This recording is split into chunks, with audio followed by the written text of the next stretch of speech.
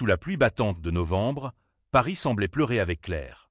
Elle courait, son manteau trempé collant à sa peau, son souffle court avalé par le froid. Elle venait de recevoir un appel de l'hôpital. Son beau-fils, Adrien, 19 ans, avait eu un accident. « Il va bien, madame, mais venez vite », avait dit l'infirmière, la voix tremblante. Claire n'avait pas posé de questions. Son cœur cognait, un mélange de peur et de culpabilité. Depuis 3 ans qu'elle était mariée à Paul, le père d'Adrien, elle n'avait jamais su comment se rapprocher de ce garçon silencieux, aux yeux toujours fuyants. Elle poussa la porte de l'appartement, ses talons claquant sur le parquet. L'hôpital avait menti, ou presque. Adrien était rentré, seul, sans prévenir. Elle monta les escaliers, le souffle encore saccadé, et ouvrit la porte de sa chambre sans frapper. Ce qu'elle vit la figea. Adrien, assis sur son lit, un carnet ouvert sur les genoux, écrivait frénétiquement. Ses joues étaient striées de larmes, ses mains tremblaient, mais ce n'était pas l'accident qui l'avait brisé. Sur la page, en lettres maladroites, un aveu. « Je suis amoureux de lui. Je ne peux plus le cacher. » Claire sentit son monde vaciller. Elle connaissait celui. Théo, le meilleur ami d'Adrien, un garçon rieur de 20 ans, aux cheveux noirs bouclés, toujours à traîner dans leur appartement du 11e arrondissement. Mais ce n'était pas tout. À côté du carnet, un flacon de comprimé, vidé à moitié, reposait sur la table de chevet. « Adrien », murmura-t-elle, la voix brisée. Il releva la tête, ses yeux verts écarquillés de panique. « Sors !» cria-t-il, refermant le carnet d'un geste brusque. Mais Claire ne bougea pas. Elle s'approcha, ignorant la peur qui lui nouait l'estomac, et s'assit au bord du lit. « Parle-moi », dit-elle doucement, malgré la tempête dans sa tête. Adrien secoua la tête, ses lèvres pincées. « Tu ne comprendras pas. Personne ne comprend. » Mais Claire, pour la première fois, sentit qu'elle devait comprendre.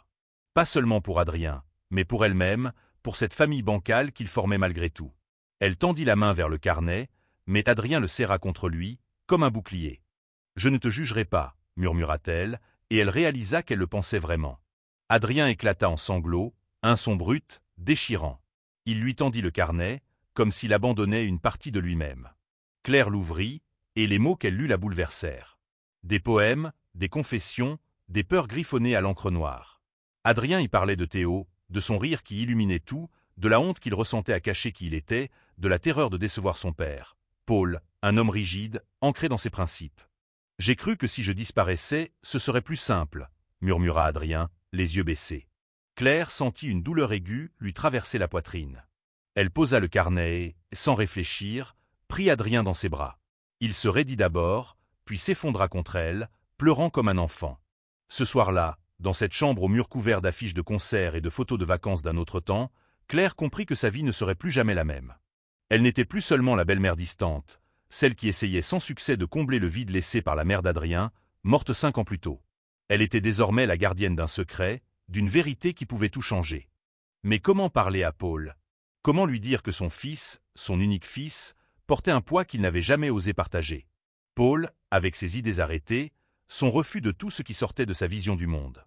Claire savait que la confrontation serait inévitable, et elle redoutait déjà la tempête qui s'annonçait. Le lendemain matin, Adrien était silencieux à la table du petit déjeuner. Claire prépara du café, jetant des regards inquiets vers lui. Il évitait ses yeux, triturant un morceau de pain. « On doit en parler, Adrien », dit-elle enfin, posant sa tasse. « Pas à lui », répondit-il immédiatement, la voix tremblante. « Pas à papa. Il me détestera. » Claire voulut protester, dire que Paul l'aimerait toujours, mais les mots restèrent bloqués. Elle connaissait son mari. Elle savait qu'il pourrait réagir avec colère, avec rejet. Pourtant, elle ne pouvait pas laisser Adrien porter ce fardeau seul. « On trouvera une solution », promit-elle, bien qu'elle n'ait aucune idée de comment tenir cette promesse. Les jours suivants furent un tourbillon d'émotions. Claire passa des nuits blanches à lire des forums, des témoignages de parents confrontés à l'homosexualité de leurs enfants. Elle voulait comprendre, apprendre, ne pas trahir la confiance fragile qu'Adrien lui avait accordée. Pendant ce temps, Adrien s'enfermait dans sa chambre, évitant Théo, évitant tout le monde. Un soir, alors que Paul était encore au travail, Claire trouva Adrien assis sur le canapé, un vieux pull de Théo entre les mains. « Il me manque », murmura-t-il. « Mais je ne peux pas lui dire. » Pas après, il s'interrompit, les yeux brillants. Claire s'assit à côté de lui. « Tu mérites d'être heureux, Adrien. Peu importe ce que les autres pensent. » Il la regarda, comme s'il cherchait à savoir si elle le pensait vraiment. Puis, doucement, il hocha la tête. Ce fut le début d'un fragile espoir. Claire décida qu'elle devait parler à Théo. Elle l'appela, lui demanda de passer. Quand il arriva, avec son sourire éclatant et ses boucles en désordre, Claire comprit pourquoi Adrien était tombé amoureux. Théo avait une énergie qui réchauffait tout autour de lui. « Adrien a besoin de toi », lui dit-elle, choisissant ses mots avec soin. Mais il a peur. Théo fronça les sourcils, inquiet. Peur de quoi? Claire hésita, puis décida qu'il était temps de briser le silence. De ce qu'il ressent pour toi. Le visage de Théo s'illumina, puis s'assombrit. Il m'a jamais rien dit. Il a besoin de temps, répondit Claire. Mais il a aussi besoin de savoir qu'il n'est pas seul. Théo hocha la tête, déterminé. Je serai là pour lui. Toujours. Ce soir-là, Claire organisa un dîner. Rien d'extraordinaire, juste une pizza et du vin bon marché, mais elle voulait créer un espace où Adrien se sentirait en sécurité. Théo était là, riant comme d'habitude, mais Claire remarqua les regards qu'il lançait Adrien, pleins de tendresse. Pour la première fois depuis des semaines, Adrien sourit. Pas un grand sourire, mais un vrai, fragile et précieux. Claire sentit son cœur se serrer.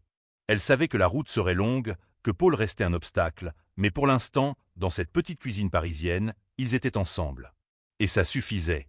Les jours qui suivirent le dîner furent comme une trêve fragile. Adrien semblait plus léger, osant parfois croiser le regard de Théo, mais la tension dans l'appartement restait palpable. Claire sentait que chaque pas vers la vérité rapprochait la confrontation avec Paul. Paul rentrait tard, comme toujours. Son travail d'avocat l'absorbait, et il semblait à peine remarquer les silences lourds entre Claire et Adrien. Mais Claire savait qu'elle ne pouvait plus reculer. Chaque soir, elle répétait dans sa tête les mots qu'elle dirait à son mari, cherchant un moyen de lui faire comprendre sans le brusquer. Un samedi matin, alors que la pluie tambourinait sur les fenêtres, Paul remarqua enfin l'absence d'Adrien à la table du petit-déjeuner. « Où est-il encore » grogna-t-il, pliant son journal avec agacement. « Toujours avec ce Théo, je parie. » Claire sentit son estomac se nouer. « Ils sont amis, Paul, » répondit-elle, la voix calme mais ferme. Paul haussa les épaules. « Amis, ouais. Ce gamin passe trop de temps ici. Ça ne me plaît pas. » Claire serra sa tasse de café, cherchant ses mots. « Et s'ils étaient plus qu'amis » lança-t-elle, presque malgré elle. Paul s'immobilisa, son regard dur fixé sur elle. « Qu'est-ce que tu veux dire par là » Le silence qui suivit fut étouffant. Claire prit une profonde inspiration. Adrien, il a des sentiments pour Théo. Paul éclata de rire, un rire sec, sans joie. « C'est une blague, mon fils ?»« Non, Claire, tu te trompes. »« Je ne me trompe pas, » insista-t-elle, sentant la colère monter. « J'ai vu son carnet. Il l'a écrit lui-même. Il est amoureux de Théo. » Paul se leva d'un bond, renversant sa chaise. « C'est ridicule. Adrien n'est pas comme ça. » Le mot qu'il n'avait pas prononcé flotta dans l'air, lourd comme une insulte. Claire sentit une vague de tristesse l'envahir, mais elle tint bon. « Et s'il l'était, est-ce que tu l'aimerais moins ?» Paul la fixa, le visage rouge de colère. « Ne me fais pas dire ce que je n'ai pas dit. Mais il doit se ressaisir. Ce n'est pas normal. » Claire sentit son cœur se briser. Elle avait espéré, contre toute logique, que Paul réagirait autrement. Mais son regard, fermé, intraitable, lui confirma ce qu'elle redoutait. Ce soir-là, Adrien rentra tard. Claire l'attendait dans le salon, un verre de vin à la main. « Tu lui as dit » demanda-t-il, la voix tremblante, en voyant son expression. Elle hocha la tête. « Il a besoin de temps. » Adrien ricana, un son amer. « Du temps. Ouais, c'est ça. Il me déteste, hein ?»« Non, » répondit Claire, même si elle n'en était pas sûre. « Il t'aime, Adrien. Il est juste perdu. » Adrien s'assit lourdement sur le canapé, les yeux fixés sur le sol. « Je veux partir, Claire. Quitter cet appart, quitter Paris. Peut-être aller à Berlin, comme Théo l'a suggéré. » Claire sentit une panique sourde monter en elle. « Tu n'as pas à fuir, Adrien. On va trouver une solution. » Mais Adrien secoua la tête. « Tu ne comprends pas. Chaque jour ici, c'est comme si je m'étouffais. » Les mots d'Adrien la frappèrent de plein fouet. Elle réalisa à quel point il avait souffert, seul, pendant des années. Elle se promit de ne pas le laisser partir. Pas comme ça. Le lendemain, elle organisa une rencontre avec Théo et Adrien dans un petit café du Marais. L'endroit était chaleureux, avec ses murs de pierre et ses tables en bois usé. Théo arriva le premier, nerveux, triturant un bracelet en cuir à son poignet. « Tu penses qu'il viendra » demanda-t-il à Claire. « Il viendra » répondit-elle, espérant ne pas se tromper. Adrien arriva 10 minutes plus tard, les cheveux en bataille, les yeux cernés. Il s'assit sans un mot, évitant le regard de Théo. « Parle-lui » murmura Claire, posant une main sur son épaule. Adrien prit une profonde inspiration, puis, enfin, leva les yeux vers Théo. « Je t'aime » dit-il, la voix rauque. « Je l'ai toujours su, mais j'avais peur. » Théo resta silencieux un instant, puis un sourire éclatant illumina son visage. « Moi aussi, Adrien. Moi aussi. » Claire sentit des larmes lui monter aux yeux. Elle se leva discrètement, les laissant seuls. Dehors, sous la pluie fine, elle marcha longtemps, le cœur gonflé d'espoir et de peur. Elle savait que le plus dur restait à venir. Affronter Paul, faire accepter à cette famille brisée que l'amour, sous toutes ses formes, méritait d'être célébré. La confession d'Adrien à Théo marqua un tournant, mais pas une fin. Claire rentra chez elle ce soir-là, le cœur partagé entre la joie de voir Adrien s'ouvrir et l'angoisse de la confrontation inévitable avec Paul. Elle savait que son mari ne lâcherait pas si facilement ses convictions. Paul était dans son bureau, penché sur des dossiers, quand Claire entra. Elle referma la porte derrière elle, déterminée à ne pas reculer. « On doit parler » dit-elle, la voix ferme. Paul leva les yeux, agacé. « Encore cette histoire ? Claire, arrête. Adrien traverse une phase, c'est tout. »« Une phase ?» répéta-t-elle, incrédule. « Paul, il a failli se faire du mal. Il a vidé la moitié d'un flacon de comprimé parce qu'il avait peur de ce que tu penserais de lui. » Paul blêmit, ses mains se crispant sur son stylo. « Tu mens. »« Je ne mens pas, » répondit-elle, les larmes aux yeux. « Ouvre les yeux, Paul. Ton fils souffre. Et toi, tu refuses de voir qui il est vraiment. » Paul se leva, furieux. « Et toi, tu encourages ça ? Tu veux qu'il devienne quoi ? Une caricature ?» Les mots la frappèrent comme un coup. Claire sentit la colère monter, mais elle se força à rester calme. Il n'y a rien de mal à être qui il est. Il aime Théo. C'est tout ce qui compte. Paul tourna les talons, quittant la pièce sans un mot. Claire resta seule, tremblante, se demandant si elle avait fait plus de mal que de bien. Les jours suivants, l'ambiance dans l'appartement devint irrespirable. Paul évitait Adrien, et Adrien évitait tout le monde. Claire, coincée entre les deux, cherchait désespérément un moyen de réparer ce qui semblait irréparable. Un soir, elle trouva Adrien dans sa chambre, préparant un sac à dos. « Qu'est-ce que tu fais » demanda-t-elle, la gorge serrée. « Je pars » répondit-il sans la regarder. « Théo a un cousin à Lyon. On va y aller pour un temps. » Claire sentit la panique l'envahir. « Adrien, non. Tu ne peux pas partir comme ça. »« Et rester ici » lança-t-il, les yeux brillants de colère. « Avec lui qui me regarde comme si j'étais une erreur. » Claire s'assit sur le lit, cherchant ses mots. « Je vais parler à ton père. Je te promets qu'on va trouver une solution. » Adrien secoua la tête. « Il ne changera jamais, Claire. » Mais Claire refusa d'abandonner. Elle passa la nuit à écrire une lettre à Paul, mettant sur papier tout ce qu'elle n'avait pas su dire. Elle y parla de l'amour d'Adrien, de sa douleur, de la beauté de son courage. Elle y parla aussi d'eux, de leur mariage, de ce qu'il risquait de perdre s'il continuait à rejeter son fils. Le lendemain, elle glissa la lettre sous la porte du bureau de Paul. Elle attendit, le cœur battant, espérant un miracle. Paul ne dit rien pendant 2 jours. Puis, un soir, il entra dans la cuisine où Claire préparait le dîner. « J'ai lu ta lettre, » dit-il, la voix basse. « Je ne sais pas quoi faire, Claire. » Pour la première fois, elle vit une fissure dans son armure. « Commence par lui parler, » répondit-elle doucement. « Écoute-le. » Paul hocha la tête, mais son regard restait hanté. Claire savait que ce n'était qu'un début, mais c'était déjà plus qu'elle n'avait espéré. Pendant ce temps, Adrien et Théo passaient de plus en plus de temps ensemble. Claire les voyait rire, se taquiner, et elle sentait son cœur se réchauffer. Mais elle voyait aussi la peur dans les yeux d'Adrien, la crainte que tout cela ne soit qu'un rêve éphémère. Un après-midi, alors qu'ils se promenaient tous les trois le long de la Seine, Théo prit la main d'Adrien.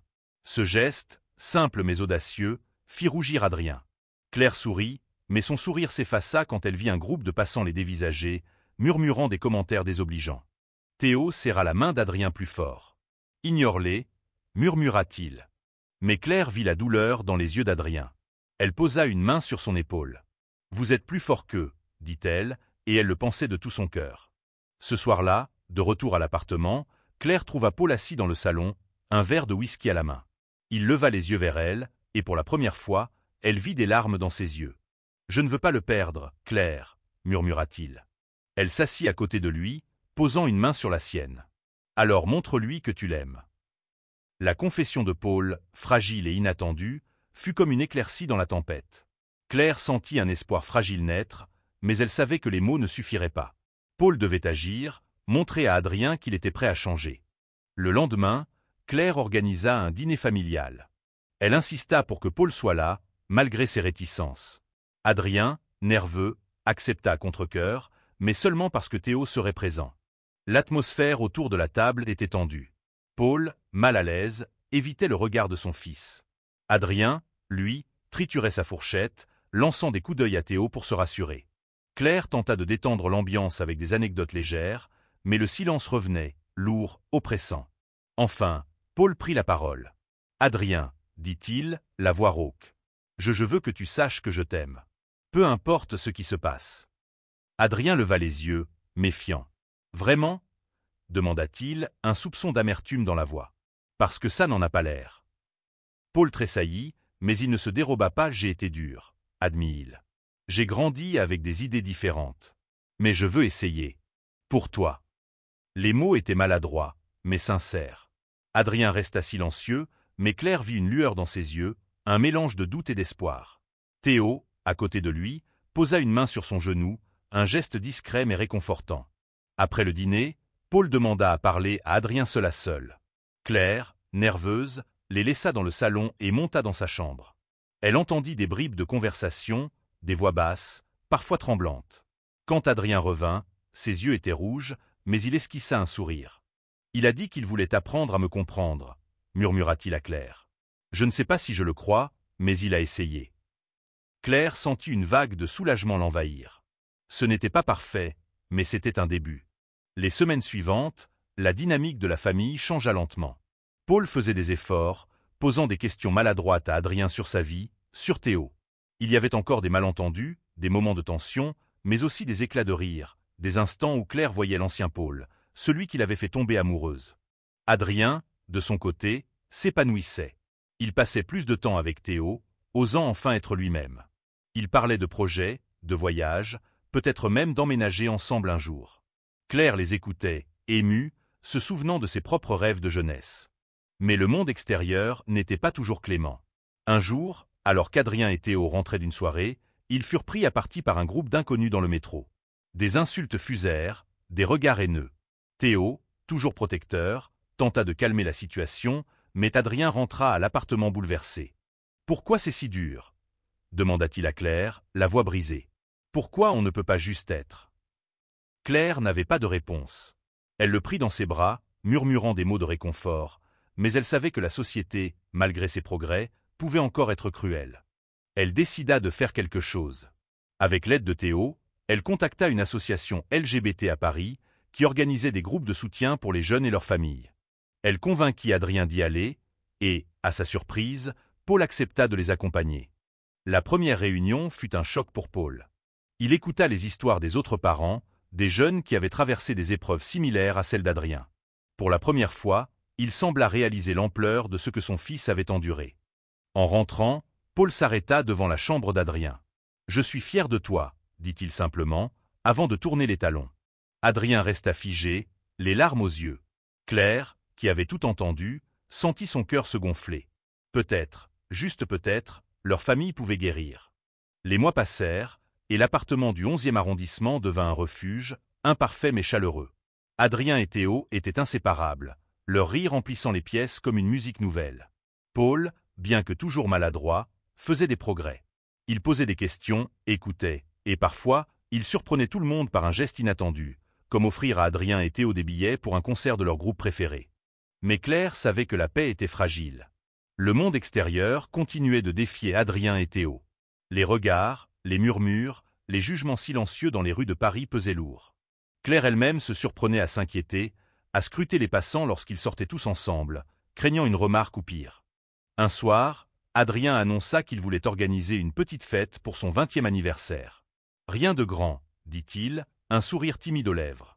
Juste Théo, quelques amis, et vous deux, si vous voulez. Claire sentit son cœur se serrer. C'était la première fois qu'Adrien les incluait, Paul et elle, dans ses projets. Paul, à sa surprise, accepta immédiatement. La fête eut lieu dans le salon, décorée de guirlandes lumineuses et de ballons. Les amis d'Adrien, un mélange éclectique d'étudiants en art et de musiciens, remplirent l'espace de rires et de conversations animées. Théo, toujours au centre de l'attention, racontait des anecdotes hilarantes, faisant rougir Adrien à chaque fois qu'il le taquinait. Paul, d'abord mal à l'aise, finit par se détendre, discutant avec un ami d'Adrien, Léo, un garçon trans de 21 ans qui étudiait la littérature. Claire observa la scène, émue. Paul, l'homme qui avait autrefois rejeté l'idée même de l'homosexualité de son fils, écoutait Léo avec un intérêt sincère. Mais la soirée prit une tournure inattendue. Un voisin, un homme d'une cinquantaine d'années connu pour ses remarques acerbes, frappa à la porte, furieux. « Vous faites trop de bruit !» grogna-t-il, avant d'ajouter, en voyant Adrien et Théo main dans la main. « Et c'est quoi, ça? Vous croyez que c'est un endroit pour ce genre de comportement ?» Le silence tomba sur la pièce. Adrien pâlit, et Théo serra sa main plus fort. Claire sentit la colère monter, mais avant qu'elle ne puisse parler, Paul se leva. « C'est l'anniversaire de mon fils, » dit-il, la voix ferme. « Et il a le droit d'aimer qui il veut. Si ça vous dérange, c'est votre problème, pas le nôtre. » Le voisin, décontenancé, marmonna quelque chose et partit. Les invités applaudirent, et Adrien regarda son père, les yeux écarquillés. « Merci, papa, » murmura-t-il, la voix tremblante.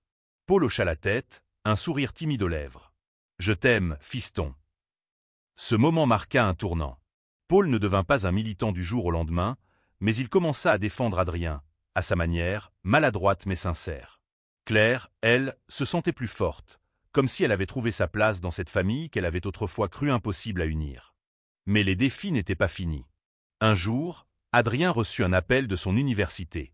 Un professeur, connu pour ses vues conservatrices, avait fait des commentaires désobligeants sur son orientation sexuelle en plein cours, après qu'Adrien eut présenté un projet sur la représentation LGBT dans l'art.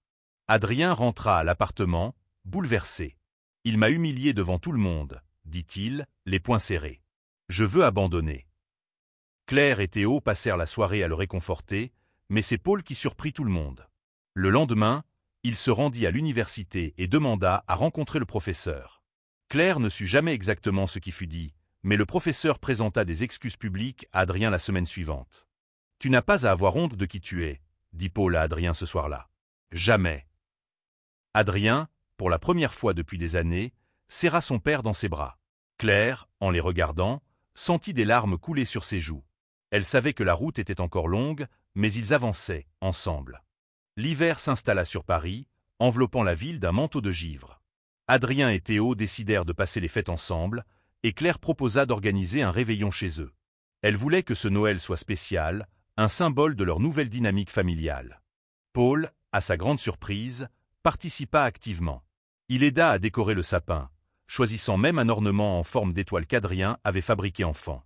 Quand Adrien le vit, il sourit, un sourire doux et nostalgique. Le réveillon fut une réussite.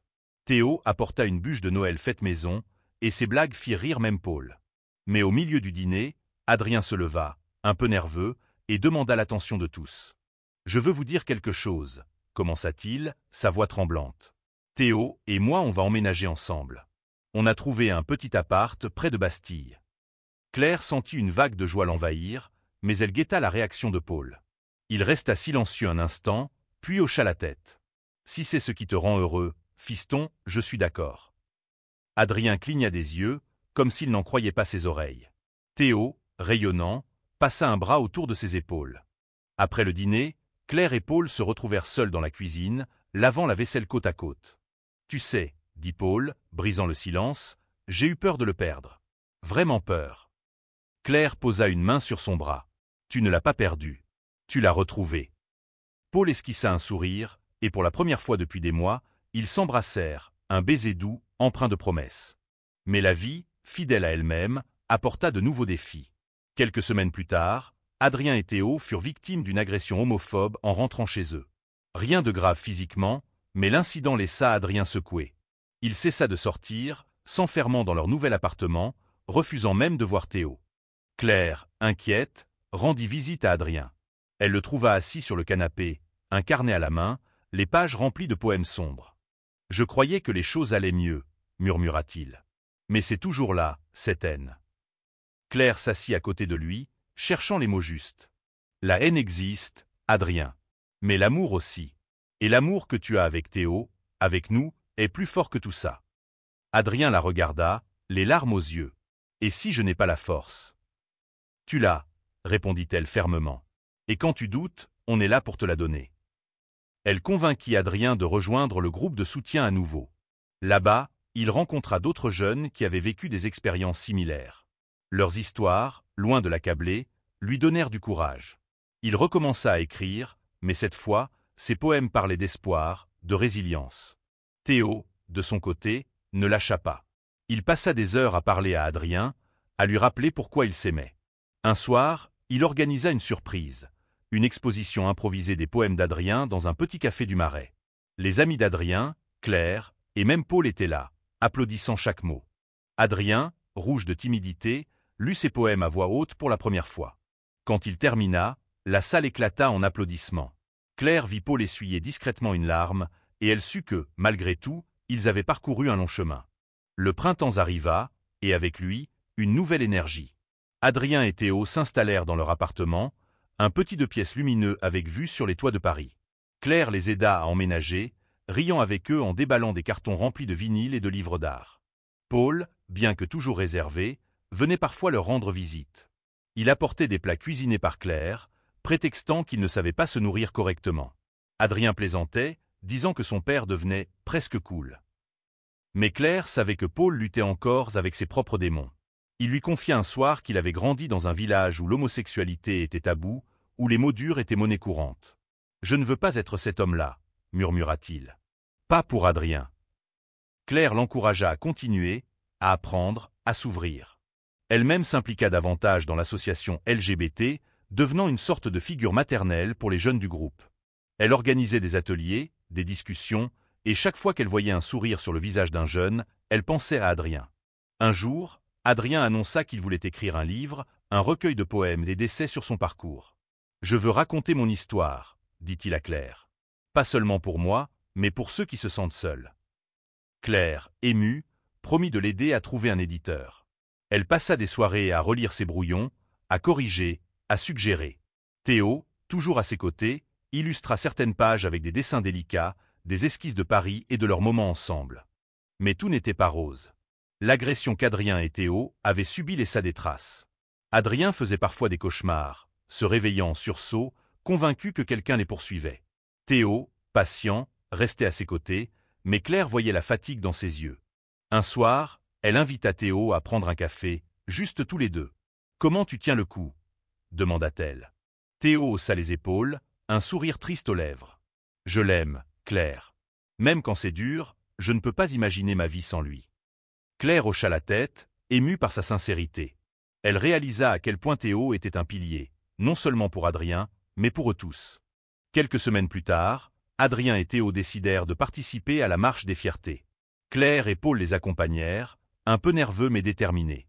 La foule, les drapeaux arc-en-ciel, la musique assourdissante, tout était overwhelming. Mais quand Adrien prit la main de Théo et marcha, le visage rayonnant, Claire sentit des larmes couler sur ses joues. Paul, à côté d'elle, passa un bras autour de ses épaules. « On a bien fait de venir, » murmura-t-il. Ce jour-là, Claire comprit que leur famille, malgré ses imperfections, était plus forte que jamais. Ils n'étaient pas parfaits, mais ils s'aimaient, et c'était suffisant. 1 an après cette nuit où Claire avait découvert le carnet d'Adrien, la vie avait changé d'une manière qu'elle n'aurait jamais imaginée. Le recueil d'Adrien fut publié, un petit tirage dans une maison d'édition indépendante, mais il reçut des critiques élogieuses. Lors du lancement, dans une librairie du quartier latin, Claire vit Adrien rayonner, entouré de Théo, de leurs amis, et même de Paul, qui avait insisté pour lire le livre en avant-première. « Je ne comprends pas tous tes poèmes, » avait dit Paul à Adrien, un sourire en coin. « Mais je suis fier de toi. » Adrien, les larmes aux yeux, avait serré son père dans ses bras. Claire, en retrait, avait pris une photo mentale de ce moment, un souvenir qu'elle chérirait toujours.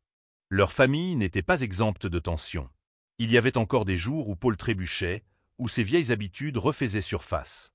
Mais il s'excusait, apprenait, et Adrien, patient, lui laissait le temps. Claire, de son côté, trouva un sens nouveau à sa vie. Elle s'engagea pleinement dans l'association, devenant une voix pour les familles qui apprenaient à accepter leurs enfants. Elle organisait des conférences, des ateliers, et chaque histoire qu'elle entendait la ramenait à ce soir où tout avait commencé, dans la chambre d'Adrien. Adrien et Théo, eux, continuaient de construire leur vie ensemble. Ils adoptèrent un chat, un petit roux qu'ils nommèrent Rimbaud, en hommage au poème d'Adrien. Ils parlaient de voyager, peut-être au Canada ou en Islande, mais pour l'instant, Paris restait leur maison, avec ses imperfections et sa beauté. Un soir, alors que Claire et Paul rendaient visite à Adrien et Théo dans leur appartement, ils s'assirent tous les quatre sur le balcon, regardant les lumières de la ville scintiller. « Tu te souviens de cette nuit ?» demanda Adrien à Claire, un sourire nostalgique aux lèvres. « Comment oublier ?» répondit-elle, riant doucement. « Je pensais que ma vie était finie, » murmura-t-il. Mais c'était juste le début. Théo passa un bras autour de lui, et Paul, dans un geste rare, posa une main sur l'épaule de son fils. « Tu nous as appris beaucoup, fiston, » dit-il. Claire sentit son cœur se gonfler. Elle regarda cette famille improbable, unie par des épreuves et de l'amour, et elle sut que, quoi qu'il arrive, ils affronteraient l'avenir ensemble. Le vent soufflait doucement, portant avec lui le parfum des tilleuls parisiens. Claire ferma les yeux, laissant l'appel envahir. Leur histoire n'était pas parfaite, mais elle était la leur, et elle était belle.